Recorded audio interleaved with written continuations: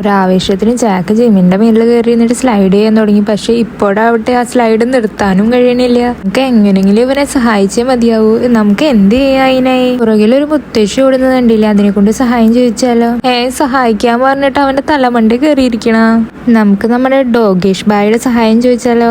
ആ മുത്തശ്ശിന്റെ ബുദ്ധി ഈ പട്ടിക്കുണ്ടല്ലോ. ഒന്ന് പിടിച്ചു നിർത്താനായിട്ട് നമുക്ക് ഈ 2 കമ്പിയോളും കൊടുക്കാം. ബാക്കിലൊരു വലിയ ഐസ് റോൾ ഉരുണ്ട് വരാണല്ലോ. ഓളത്തിനെ മെൽട്ടാക്കാൻ വേണ്ടിട്ട് നമുക്ക് ഈ മേഘത്തെ മാറ്റി സൂര്യനെ നന്നായി പ്രകാശിപ്പിക്കാലോ. ഇപ്പൊ ബാക്കി വന്ന ആ കല്ലുകൾ ഉപയോഗിച്ച് നമുക്ക് ഈ സ്ലോപ്പിൽ ഒരു ഫ്രിക്ഷൻ ഉണ്ടാക്കിയാലോ. ശരിക്കും നിങ്ങളാണ് ഈ അവസ്ഥയിൽ പെട്ടിരുന്നെങ്കിൽ എന്ത് ചെയ്തേനെ? നമുക്ക് ഈ പെൺകുട്ടിയുടെ സഹായം കൂടി ചോദിച്ചാലോ?